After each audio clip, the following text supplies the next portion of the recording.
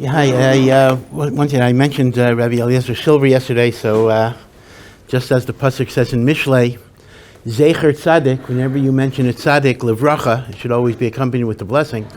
So I just want to tell you two very quick stories about Rabbi Eliezer Silver. Actually, three stories, very short stories. Rabbi Eliezer Silver, of course, was born in Europe, but he came to the United States as a young Rav very early, before World War I, or I'm sorry, maybe shortly after World War I. So he was here well before the Holocaust. He was very involved in helping Jews, trying to save Jews during the Holocaust. And his first rabbinic position was in a New England town. I won't mention the town because there's a little bit of Lashon Hara. And the story goes that he was fired because the president complained, this is the 1920s, he was using too much electricity at night because he was staying in the shul till very late. And when he said, well, I'm sitting in the shul learning, he says, that's even worse.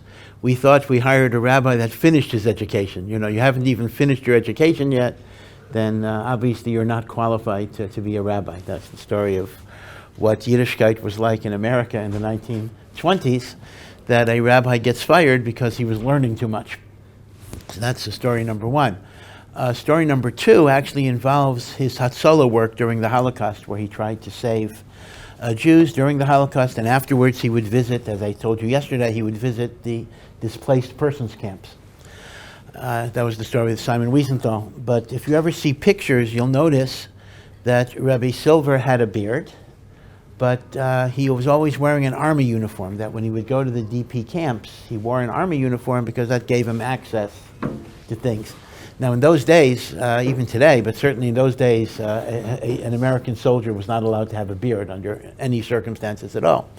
So one time, he's wearing this army uniform and he's going to all the different camps. So an MP, a military policeman, stops him. And he says, are you in the army? Now, Rabbi Silver could barely talk English, and certainly the little English that he knew was very heavily accented. So the MP suspected, correctly of course, that Rabbi Silver was not a soldier, was not in the army, and he's impersonating a soldier by wearing a uniform, which is a very serious offense. So he wanted to detain him. Now, Rabbi Silver was very friendly with Senator Robert Taft. Now, if you know your American history, Robert Taft was the son of President and later Chief Justice William Howard Taft. But Robert Taft was senator from Ohio, and he was a very, very powerful politician. He was majority leader of the Senate when the Republicans were in control, and then he was minority leader, but he was one of the most powerful senators in Ohio. And Rabbi Silver had a big connection with him, and that gave him access to all sorts of things. So he starts telling the MP, the policeman, he says, call Senator Taft, Now, the policeman thought this was so improbable that this European-speaking rabbi, who couldn't even speak English, would somehow be well connected with the most powerful senator in Washington. But finally, Rabbi Silver kept on sputtering, call Senator Taft. So in those days, to place a long-distance phone call, wasn't like today. It took like a half an hour to get a call from Europe to Washington. And they finally get Senator Taft, and Senator Taft says, are you holding Rabbi Silver? He says, get rid of that man as fast as you can. Let him go where he wants to go, because in a half an hour he'll be running your base. Just get rid of him, don't hold on to him. So that was Rabbi Silver, a very, very big activist. The other story they tell about him, which is a cute story, I don't know if it's true, it's either just meisim, that he was once called to testify as an expert witness in some kashrus fraud case, meaning there was some issue about hashgachas and fraud and mafia, and he had to testify as to what the halachos were as an expert, and the people who summoned him called him like the greatest rabbi or the most expert rabbi in the United States on halacha. So when the other side wanted to cross-examine him, they say, is it true, Rabbi, that you are the greatest expert in Jewish law in the United States? And Rabbi Silver was quiet. He was quiet. So the other attorney is going in for the fix. You're not really qualified. She says, why aren't you answering? So he says, well, I don't know what to do. On one hand, a Jew has to be modest. On the other hand, I swore to tell the truth. So what can I do? he said he had to say. So that was Rabbi Eliezer Silver, a very, very colorful person, a very, very great person, who was kind of a pioneer because, once again, he was in the America that was pre-yeshiva world. It's interesting because the yeshivos are mainly, I'm simplifying a little bit, but the yeshivos are mainly a post-World War II phenomenon. So he was in an America that didn't really have that much chinuch, didn't have that many yeshivas, certainly didn't have a lot of day schools. That's absolutely the case. So he was really a pioneer who came to a midbar mamish, and he did the best that he can. Okay. The other thing I wanted to go over is because the Talmud Devorah was making a very important point that in Kesser, the highest level of God, there is only goodness and rachamim, and the differentiation between chesed and gevurah, where we sometimes perceive kindness and other times we perceive strictness and withdrawal, is simply a split off that occurs from the unity within Kesser. It then splits off, but in fact, gevurah itself is simply a greater disguise for an underlying chesed. Right, and we mentioned that's the meaning of Shema Yisrael, Hashem Elokeinu, Hashem Echad. And in fact, you take that a little further. Let's talk about another pasuk that we say 3 times a day. At the end of Aleinu, it says, V'haya Hashem lamelech al kol haaretz. This is a pasuk in Zechariah, not in the Torah. Hashem will be the melech al kol haaretz. B'yayim hahu yiyeh Hashem echad u'shmo echad. In that great day, God will be one, and His name will be one. Hashem echad u'shmo echad. So the Gemara asks the obvious question, the Gemara in Brachos. What do you mean God will be one and His name is one? God is one. Of course God is one. In fact, in Shema, Hashem Elokeinu Hashem Echad, that's obvious.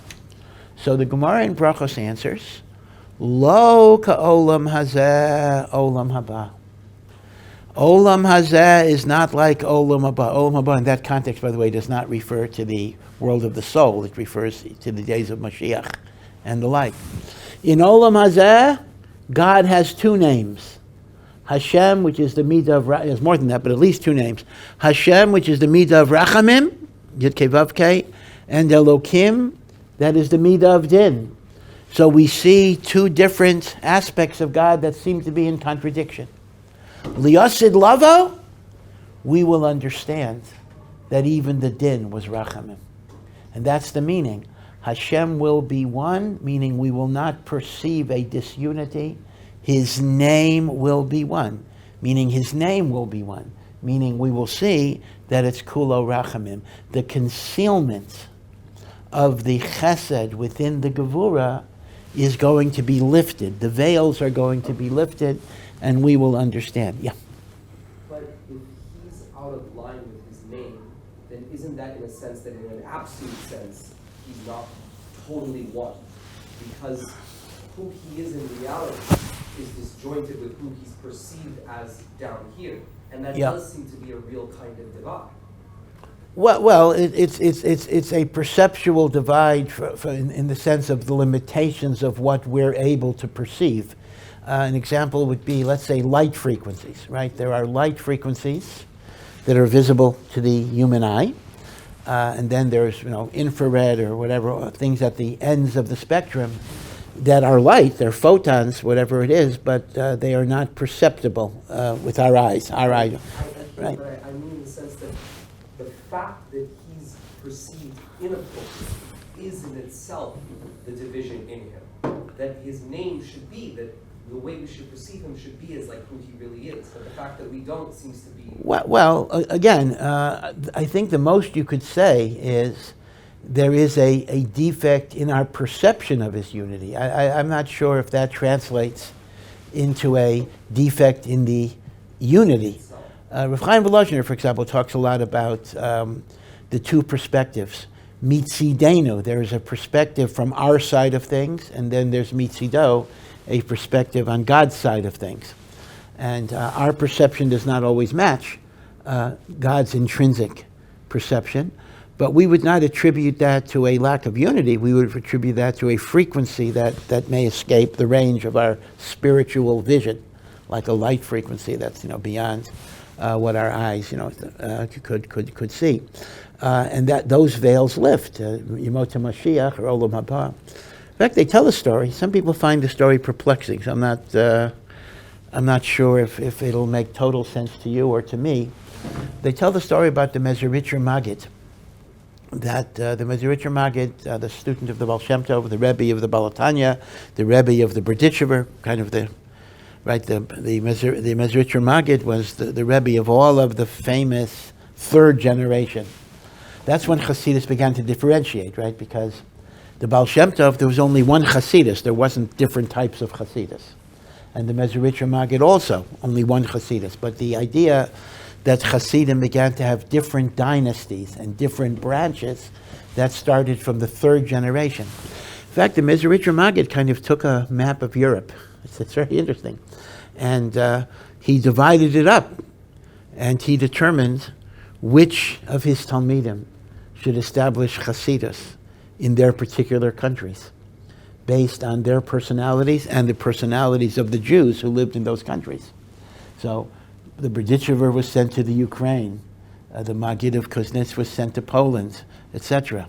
The Alter Rebbe, the Balatanya, was sent to Lithuania, because Litvaks were known as being rational and analytical and less emotional, and that was the Hasidus of the Alter Rebbe, a very intellectual. Whatever Chabad became later is another question, but the Alter Rebbe's Hasidus was a very, very intellectual and philosophical Hasidus. So Hasidus as a movement, as an international movement, is really the product of the Mezritcher Maggid, who sent all of his Talmidim to different places. Again, it's quite miraculous, just in terms of numbers, how Hasidus grew. In the Baal Shem Tov's time, the total number of people who might be called Hasidim of the Baal Shem Tov, may have been 50, 100, and the Mezritcher Maggid also maybe had 200, whatever it would be. But at some point, Hasidus began to have millions of followers. How it took over so many huge communities and the like. Many of them, unfortunately, were destroyed in the Holocaust, but even today, Baruch Hashem, you see how many Hasidim there are.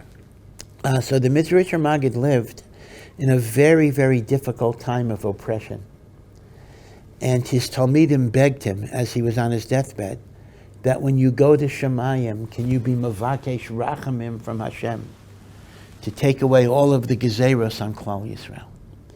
And the Mezritcher Maggid promised them that in Shemayim I will be Mispalel for Klal Yisrael, so that Hashem should take away the Tzaras. And the Mezritcher Maggid died, and the Tzaras actually got worse. They didn't get better. They got worse. So they were wondering, why didn't our Rebbe do his job or whatever? And he came back to them in a dream. This is a story they tell. They came back to him in a dream, and they actually asked him, why didn't you keep your promise? So he said, I know I promised you that if I saw anything bad happening on earth, I would be mispalel to Hashem. But from my vantage point, I don't see anything bad. I see everything that's happening as an ultimate good, because I was no longer in the perceptive mode of people who live in a body, so to speak. Of course, this is reminiscent of another story involving the Mezritcher Maggid and Rav Zusha, because the Mishnah says in brachas, you have to make a bracha for bad tidings, just like you make a bracha for good tidings. It's not the same bracha. For happy tidings, happy events, I make either Shechiyanu or Atova Meitiv. For tragedies, like a death, I make the bracha Dayan HaEmes. But the Gemara says you still have to make a bracha in the sense of knowing that it's Latova, it's good, and you're Makabalit with an inner joy. By the way, this highlights the point I made, that Judaism is different than Buddhism, obviously. that Buddhism considers suffering to be an illusion. Now, the fact that Judaism has two different brachas, Judaism doesn't say make a shechiyanu when your father dies. Judaism recognizes that suffering is a different experiential modality than joy. And that's why there are two different brachas. We don't deny the reality of suffering, but we believe there's a hidden, concealed goodness that is unveiled, so to speak, in that suffering. So the story goes that a certain Talmud asked the Mezritcher Maggid, I don't understand, how can you have simcha for bad things? How could that be? So the Maggid said, go and ask my Talmud Rav Zusha, who's also a famous Talmud of the Mezritcher Maggid. And he goes and he finds Rav Zusha, and Rav Zusha is living in poverty, and the children are running around half naked, and there's no food in the house, and the roof is leaking, and snow and water are just going into the roof. And it's really he's living in a dump. And he says, Zusha, the Rebbe says, I have to ask you a question. It says in the Mishnah that you got to make brachos for bad just like for good and have the same simcha. How is it possible to have simcha for the bad? And Rav Zusha looked at him very confused and said, I don't know why he sent you to me. Nothing bad has ever happened to me. So that was kind of the answer of seeing things in an otherworldly perspective. So the story goes that the Mezritcher Maggid said, I can't pray for you to take away the bad, because from my vantage point, I see the concealed rachamim, even in the tragedies. And that is, again, that's the meaning of the pasuk, B'yomahu yiyah, the Gemara in Bracha says, yiyah Hashem echad u'shmo echad. And once again, Shema Yisrael, Hashem Elokeinu. In this world, it's Hashem and Elokeinu, Hashem Echad. By the way, I think I mentioned this. This is why Chazal were so makbid in the nusach of tefillah, in the formulation of davening, in Birchas Kriya Shema. You are mechuyev to mention nighttime in the day, and are mechuyev to mention daytime in the night. In other words, the bracha of Kriya Shema. Yitzer ohr uvore choshech. Hashem is the creator of light and darkness. So in the morning, we are mechuyev to make mention of God as the creator of darkness. And then at night, in Ma'ariv, we do the same thing in the opposite, right? In HaMa'ariv HaRavim, we mention Golel Or Mipnei Choshech. Hashem pushes away the light for the darkness. V'choshech Mipnei Or. And he pushes away the darkness for the light. And this is a halacha in the Nusach of a Bracha. Tzarech lahaskir midas laila bayayim umidas yayim balayla. Right? This is the way the Nusach was written. On the simplest level, it was combating Zoroastrian heresies, in which there was the God of light and the God of darkness, and therefore we are mechuyev to affirm that the God of light and the God of darkness is the same God. But in a more symbolic way, light and darkness refers to good things and bad things, tragedies and joyous events. In fact, that actually was the basis of Zoroastrianism, positing two gods, the God of Rachamim, the God of Din. And by our mentioning Midas Laila B'Yayim, Midas Yayim B'Laila, we're asserting there is an essential unity among all of those things. So I had mentioned that this is what the Chassam Sofer interpreted when Moshe Rabbeinu asked Hashem, show me your ways. Hodieni nas derachecha. So the Gemara in Brachos again says, what was Moshe Rabbeinu asking? I don't understand why tzaddikim suffer and Rishayim prosper. I don't understand why we see so much din in the world, so much onish in the world, when God is supposed to be compassionate. And what does it say? So Hashem placed him in the cleft of a rock. He says, I will put my hand over you, I will pass by you, then I will lift up my hands, and you will see me from the back. You will not see me from the front. So I mentioned yesterday, the Chassam Sofer's Pshat, you will understand things when it's gone, when it's all gone, either in this world or the next world, but you will not understand as it's happening. So I just want to mention another, this is a word from the Chassam Sofer, V'ra'isa sachorai upanai lo yiro. But I want to mention another aspect of Ra'isa es Achurai. You will see me from the back. The Gemara in Brachos says that Moshe Rabbeinu saw the Kesher of the tefillin. God wears tefillin, and Moshe Rabbeinu saw the knot, K-N-O-T, the knot of the Shel Rosh. Kesher tefillin. Now, this whole thing is mysterious. The Gemara in Brachos does say, HaKadosh Baruch Hu wears tefillin. And the Gemara even asks so specific a question. It says, well, in our tefillin, we have 4 parshios. Shema v'hayam shemoa, Kadesh v'hayaki v'yacha. In our tefillin, we praise the greatness of God that took us out of Mitzrayim. What is in Hashem's tefillin? So it says, in Hashem's tefillin, we have all the passages that praise the greatness of Am Yisrael. Mi ka'amcha Yisrael. In Anim Zemiros, which is a very, very mystical song. Anim Zemiros is totally based on Kabbalah.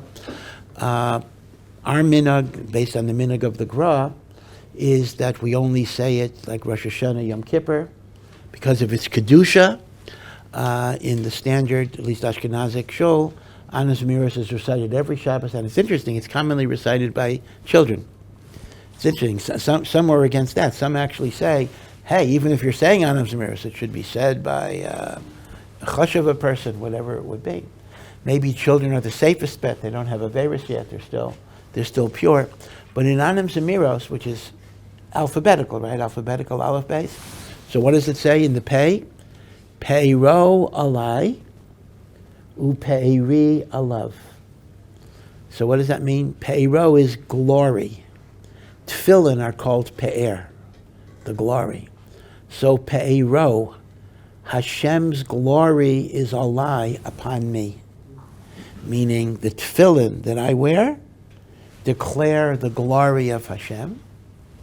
Upe'eri alav.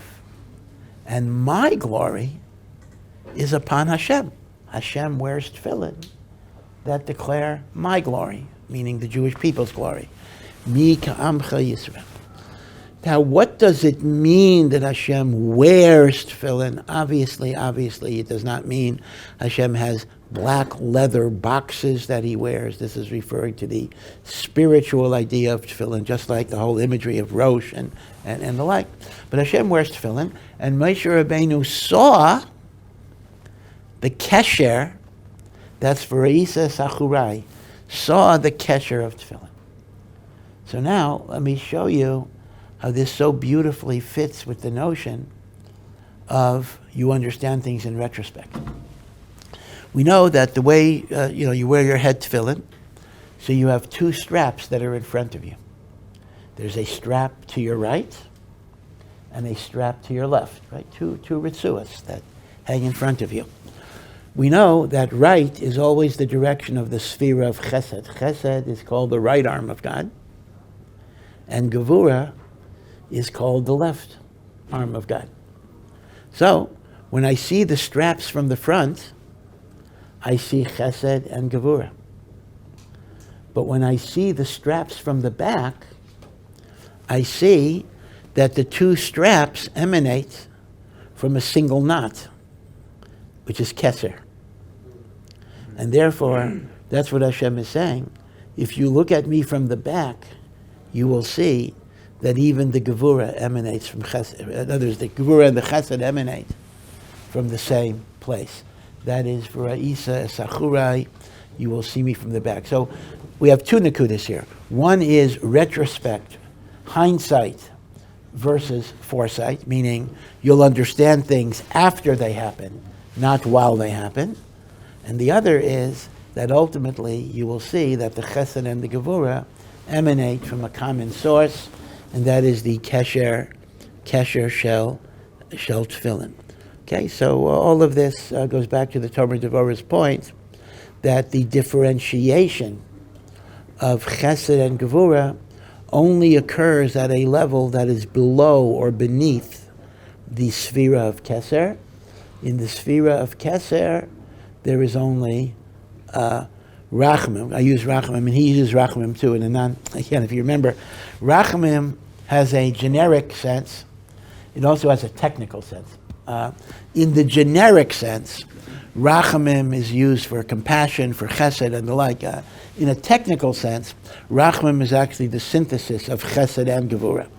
So chesed is actually different than Rachamim. Rachamim is a chesed that's already modified by Devorah. But it's confusing because sometimes these terms are used in generic ways. And Rachamim is very, very often used just to mean chesed, benevolence, goodness. It's not necessarily referring to the integrative or the balance function. Just like Torah, right? When you say Torah, right? Torah sometimes means like, any teaching of Hashem, right? You're learning Gemara, right? And sometimes it's only Chamisha Chumshei Torah, right? So words are sometimes used in specific technical ways and sometimes used in general ways. So you got to be careful in terms of the meaning of the words. Rachamim is one of those words. Rachamim sometimes is a technical concept that's referring to the balance or the synthesis of chesed and gevurah, which connects it to tiferes. Other times, rachamim is just a general word which encompasses chesed and all of the benevolence. Okay, so going back, so remember that we are discussing in Perek Beis what is called the Sod Shebarosh, meaning the secret meaning of God's head that is called Kesser, and the overall meaning of it is anava, humility. We then are going to subdivide different parts of the head and analyze these subdivisions. So the first part, I began saying it yesterday, is the machshava. That the machshavos, so to speak, on the level of Kesser, are only goodness, only kindness, only benevolence, only chesed, only rachamim, used in a generic sense, because the differentiation into Gevurah is simply a levush, a malbush, a disguise, a cover, a mask for concealed chesed. And therefore, in the sphera of Kesser, the machshavos of Hashem are only goodness and kindness. So, if Talmud Devorah is a book about mimicking, so to speak, mimicking God, so too, therefore, I should cultivate within my mind only machshavos of that which is good. Now, what does it mean? 1 second. Ki ha'adam, kach ha'adam, tamid tiya machshavto penuya mikol davar mechuar. That he should keep his mind free from anything that is repulsive. Now, this is not just referring to interpersonal. This is not just referring to think kindly about people. It's more than that. He's actually saying you have to guard your mind that ugly ideas, ugly thoughts, corrupting ideas. Again, I mean, we can't do this 100%, but to the degree that we can, we try to keep our minds away from it. Because just as in God's mind, there is only goodness, in our minds, we should try to keep only goodness. I'll give you a very concrete example, which hopefully is not a live problem. People sometimes raise the issue, like, is there anything wrong, I'll take an extreme case, with pornography? Well, pornography, I watch stuff, what's the difference? I watch things, I don't act, I don't do anything. So ignoring, maybe the empirical evidence that shows a connection between action and whatever, but let's even assume that all you're doing is, watching, thinking. What's so bad about that? So the Ramak is basically saying there is something very bad about that, because your mind, your heart, you want to make it a repository for those things that are good or noble, because that is how you emulate Hashem, whose machshavos will always be goodness and nobility. And therefore, to allow bad and destructive things or images to enter your brain, enter your consciousness, is something that is very, very detrimental to a person's spiritual growth. Ruchnius is not only about behavior. Yeah, the Torah has many behaviors. We got to behave certain ways. But it's also about attitude. It's also about feeling. It's also about what is your mind about. That is why I said you should keep Torah in your mind as much as possible. That is why, as the Vilna Gaon gave a practical eitzah, he didn't predicate it on the Talmud Devorah. He predicated it on a different idea. Ubelechdecha baderech. You should be learning Torah even when you're traveling. But it would certainly fit with the Talmud Devorah that every person should have parts of Torah that they know by heart. And by the way, again, the Gemara was suggesting mila b'mila, that you mamish have a masechta that you know by heart. But even if you don't know something by heart, but certainly, you could think about what did I learn today. And that way, your mind is occupied with Torah, even when you're not sitting in a beis medrash or in front of a sefer. That your mind should be occupied with goodness, Torah, Chesed, things you can do in mitzvos. Right, and that way your mind is connecting to God's mind, which on the level of Kesser is something that is always occupied with the good and with the beautiful. It's interesting, Rabbi Sol Salanter, this is a very interesting thing. Rabbi Sol, a balabas, or a very simple man, once was from, religious. He came to Rabbi Sol Salanter and he said, I never went to yeshiva, I don't know how to learn, I can't learn Mishnah, I can't learn Gemara.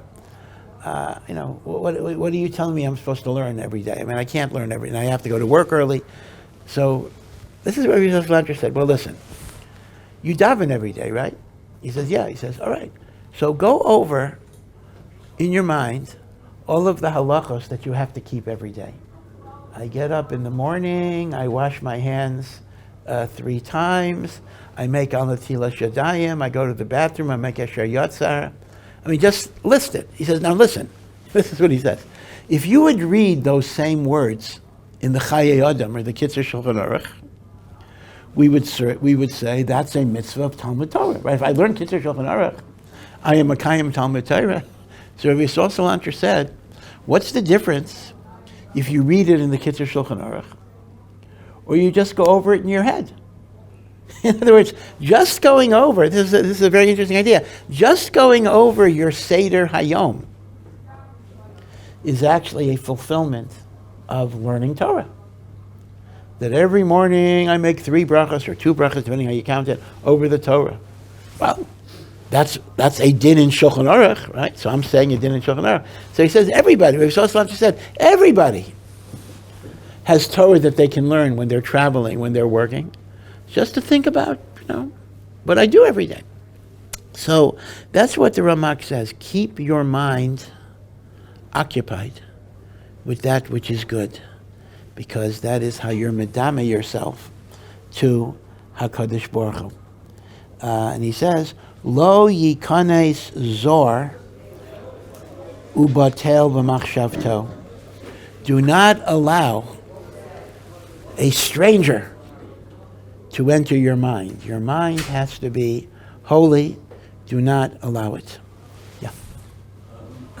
It's in regards to negative thoughts, but I saw that the Gra and Evan Shleim also mentioned how there's an idea, just like we shouldn't be saying things about Torah. There's also a certain daga where a person can also not think things about Torah. Yep. And how a person doesn't think things that aren't unnecessary. Is that possible? Well, it is possible. These are very high madregas, but once again, the more you are directing your thoughts in a specific way, the less you'll have the thoughts levatala and the like. Apropos of connected to this, but not mamish the same point. There's a very, very interesting passage in the Nefesh HaChaim, which unfortunately maybe in this time might be something that would be even of practical use. He says like this, he says, whenever a person is in a dangerous place, a person should recite the pasuk, Atah hareisa ladas ki Hashem hu Elokim. This is a pasuk in V'eschanan. Ein Od Milvado. You were shown that God is the only God. Ein Od Milvado. There is nothing besides God. And both the Tanya and the Nefesh HaChaim interpret Ein Od Milvado does not just mean there's no other God besides God. Yeah, that's Pashut. It means there is no other Metzias. Nothing has autonomous existence except for the will of God. And one should think about this, that every single thing has a power over me only because it's God's will. And Rav Chaim Volozhiner writes, it's not a Hasidic thing, he writes it in the Nefesh HaChaim, that if a person affirms the Ein Od Milvado with all of his kavanah, then all of the negative forces will not have power over him, because he recognizes it all comes from God. It's only when I give these negative forces an autonomous power that they have shlita over me, that your mind, so to speak, can convert what appears to be the reality of the threat into that which is an illusion or a dream. Again, that's the kayach of connecting your mind to HaKadosh Baruch Hu's Metzias. So the Brisker Rav used to tell the story or actually the sons of the Brisker Rav tell the story, that at one point the Brisker Rav was in the Warsaw Ghetto and he had to be smuggled out and he was saved b'derech nes. I think, I don't want to say for sure, I think, he had to shave off his beard. I don't want to say it for sure, but there were other Gedolim who indeed had to do that. And they're being smuggled into Switzerland. Now, these different border crossings and the like. And obviously, middle of a war, at every particular crossing, there were German guards who would check people for papers and identification. The Brisker Rav had no papers at all, or if there were papers, they were forgeries. Obviously, it's not going to say he's Jewish. These are forged papers, and they were not at a very high level of skill. So if the Germans wanted to look closely, they could tell.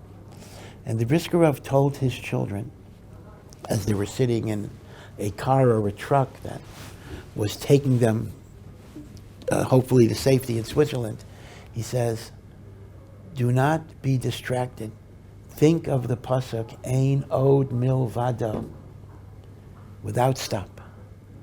And there's a segula that we will be nitzel." Chaim Volozhiner was actually an ancestor of the Soloveitchiks. The Beis Halevi was a grandson of Rav Chaim Volozhiner. Rav Chaim Soloveitchik was named after Rav Chaim of Volozhiner. So they're driving through, and amazingly enough, every single stop, the Germans were just waving them through, didn't bother to check for papers. Waving them through, waving them through, waving them through. It's amazing. And normally they would stop every car to see if there were Jews or whatever it would be. Finally, they get to the last border crossing, and all of a sudden, initially they get waved through, all of a sudden someone says, "No, wait, I want to check the papers." Maybe because it's the last one before Switzerland, which was neutral. And the Brisker Rav whispered to his son, "Did you stop thinking Ein Od Milvado?" And the boy said, "Yes, I was scared and my mind wandered from it." He says, "Tracht, go back to thinking about it." And he went back to thinking, and the guard said, "Never mind, we don't have time, whatever it is." And they were waved through. So this is a Maisa Shahai, they say, that the Ein Od Milvado was Matzil, the Brisker Rav, and his children. As Rav Chaim Volozhiner says, that focusing your mind on Ein Od Milvado. Of course, I heard a nice Chabad joke, which kind of used this word in a way. He says, "This is a great comfort for me." He says, "I'm a Rav of a shul, and we sometimes have difficult presidents of the shul. President gives me tzaras. So I sit and I think, he's not really real. He's only an illusion." He says, that gets me through difficult moments. Ein Od Milvado, everything but Hashem is actually an illusion. Right, so that's the idea of the machshava. right? The machshava. Now the next thing, How is this idea of machshava an element of humility? Yeah, that's a very good question. Actually, I was mamash, thinking of that identical question, because supposedly, if the sod shebarosh is on nova, and now we're taking the different functions, and we're showing what they mean, and the function of machshava is your mind should be occupied in tov, but l'chaira, every function has to tie into the development and the inculcation of the midah of humility, because the overall reish is keneged humility. So the interesting question is, it's a good question, the interesting question is, how does this tie in? Meaning, it's a wonderful thing, keep my mind occupied with good, don't let my mind think about things that are negative and the like, but how does that connect to anava?